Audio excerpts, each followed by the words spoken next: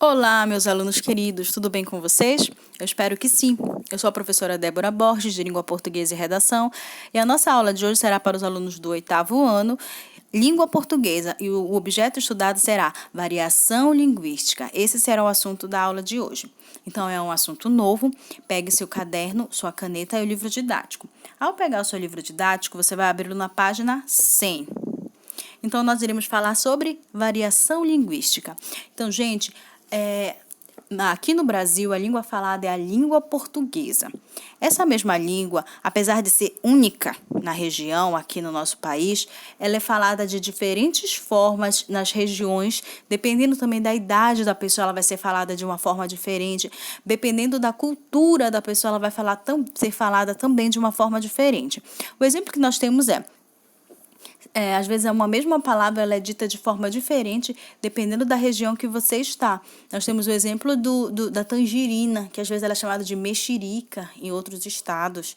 Nós temos até aqui mesmo no próprio Pará o açaí, que às vezes ele é chamado de juçara em outro lugar. Então isso é uma variação, é a mesma língua variando, mudando, de acordo com o lugar onde ela está sendo falada, de acordo com as pessoas, dependendo da pessoa que está sendo falada. Então, existem 3 tipos de variação linguística que está no nosso livro. A primeira delas é a variação regional. São aquelas que demonstram a diferença entre as falas dos habitantes de diferentes regiões do país, diferentes estados e cidades. Por exemplo, os falantes do estado de Minas Gerais possuem uma forma diferente em relação à fala dos falantes do Rio de Janeiro. Então, olha os exemplos que nós temos aqui. Essa aqui é a variação regional. Olha aqui a diferença que nós temos. Região Norte, Região Sul e Região Nordeste. Nordeste, Sul e Norte. Na região Nordeste, eles chamam de racha para pelada, jogo e futebol. Então, em outro lugar é chamado de pelada, outro lugar é jogo de futebol, enfim. Lá no Nordeste, eles chamam de jerimum para abóbora. Eles chamam de sustância, energia dos alimentos. A gente também fala, né? Isso aí não tem sustância. Na região sul, Campo Santo significa cemitério. Alçar a perna significa montar a cavalo. Guacho significa animal que foi criado sem a mãe. Aqui na região norte, ele chama de miudinho para pequeno, para pessoas pequenas. Isso aí é muito miudinho. Embora, para vamos embora.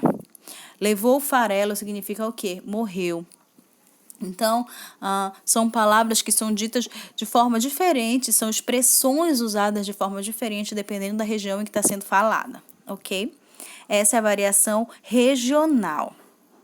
Nós temos ainda a variação histórico ou diacrônico. Quer dizer o quê, gente? De acordo com a história, de acordo com o tempo. Então, são variações ocorridas em tempos históricos distintos. Por exemplo, a palavra embora dizia-se em boa hora no século XIX. No século seguinte permanece embora e mais atualmente podemos ver a palavra reduzida em forma de bora. Então, olha o que ele está mostrando para a gente, que antigamente era em boa hora, que foi para embora, e hoje em dia é só bora. Cada vez a gente diminui mais. Acontece isso também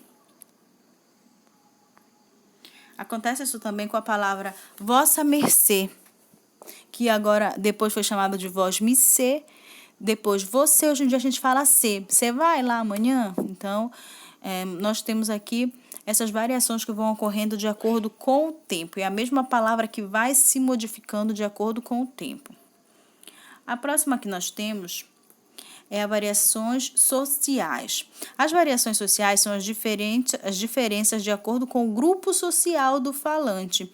Embora tenha visto como as gírias variam histórica e geograficamente, no caso da variação social, e gíria está mais ligada à faixa etária do falante, sendo tida como linguagem informal dos mais jovens, ou seja, as gírias atuais tendem a ser faladas pelos mais novos. Então, as variações sociais, gente, é a forma que um adolescente fala, que é muito diferente, como eu falei, da forma que um adulto vai falar, a forma que um idoso vai falar. Então, dependendo do grupo em que tu está, eles vão falar de uma forma.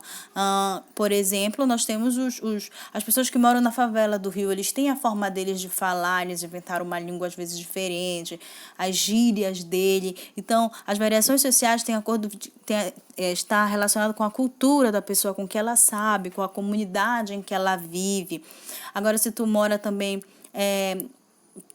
com pessoas mais cultas, tu vai ter uma linguagem mais culta, diferente. Então, as variações sociais dependem do teu grau, às vezes, econômico, até para saber como é que acontece essa variação.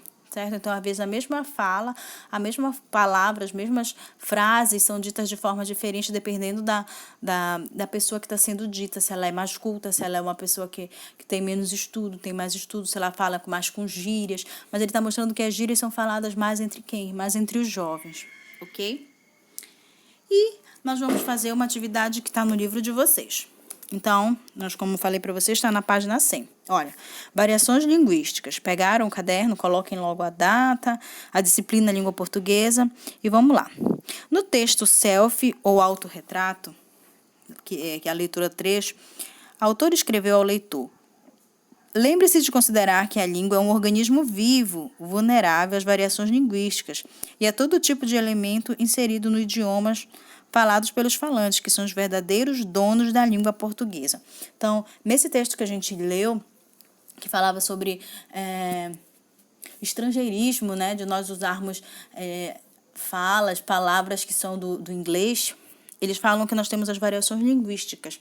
Ou seja, ela tocou nesse assunto, ela mostrou que nós falamos de formas diferentes, que o português é uma língua viva, que vive em constante mudança e que nós inventamos palavras o tempo todo, palavras somem, palavras surgem. Isso acontece porque a língua é viva.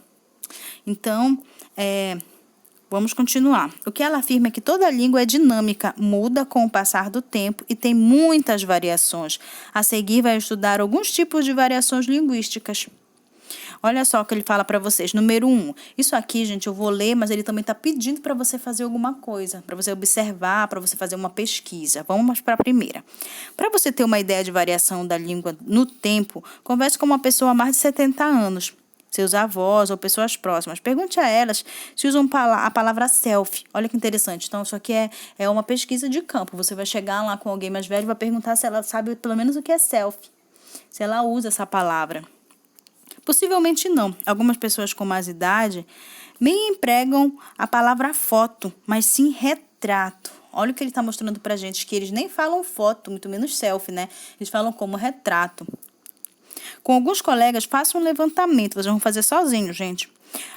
Das palavras e expressões que vocês não utilizam e são empregadas por pessoas idosas. Levem para a turma, então, e elabore uma lista com essas palavras organizadas em ordem alfabética. Então, você pode pegar umas 5 palavras, pelo menos. Vamos especificar.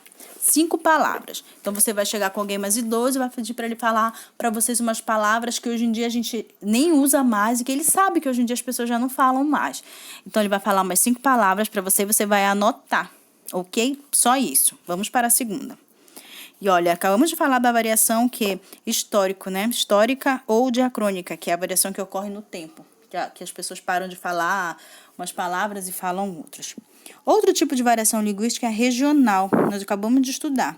Por exemplo, em São Paulo se diz mandioca. Em outra região é aipim ou macaxeira. A macaxeira é uma bergamota no Rio Grande do Sul. Pesquise algumas palavras ou expressões que são específicas da sua região. Depois pesquise palavras e expressões que são usadas em outros locais e que têm o mesmo significado das faladas na sua região. Então, tá aqui, ele quer que você encontre palavras que são faladas na nossa região e que eles falam de forma diferente em outras regiões. A gente viu o exemplo agorinha do jerimum, né? Que falam, eles chamam de abóbora, em outro lugar a gente chama de jerimum, é um exemplo. A gente chama de macaxeira, eles chamam o quê? De aipim, outra, né? A gente fala tangerina e eles falam mexerica. Ele quer que você ache pelo menos também umas palavras, tá? Então, ache umas palavras que nós falamos de um jeito e escreva assim, Pará, e coloque umas palavras e diz como é que se fala isso, por exemplo, em São Paulo, no Rio de Janeiro, ok? Terceira. Há ainda as variações sociais e culturais, que foi o que a gente acabou de falar. Por exemplo, os habitantes da zona rural de sua cidade devem falar de modo diferente dos habitantes da zona urbana. Entreviste pessoas do campo e da cidade e façam um levantamento das principais diferenças. Lembre-se que toda variação linguística é válida. Anotem e aceitem diferentes maneiras de falar. Olha essa daqui. Tem como você pesquisar e ir atrás de alguém do rural ou do interior. Você pode perguntar para alguém que você sabe que é do interior Encontre algumas palavras que eles acham que só falam lá na região deles, lá na cidade deles, e escrevam aí, ok? Última. Existem também as gírias muito usadas pelos jovens. Pesquise também as gírias mais empregadas pelos jovens de 13 a 18 anos na sua cidade. O que eles falam muito? Que a gente escuta muito só o creme. Que mais, gente? Eu não tenho ideia do que as coisas que os jovens falam hoje em dia. Então, vocês encontram algumas palavras que são ditas por vocês, as gírias de vocês de hoje em dia, e anotem, ok, gente? E é isso. Eu espero que vocês tenham entendido o que é variação linguística, que é a mesma língua falada de formas diferentes, dependendo da região, da idade que você tem e da cultura que você tem. Ok, gente? Fiquem em casa, se cuidem, logo, logo nós estaremos juntos. Tchau!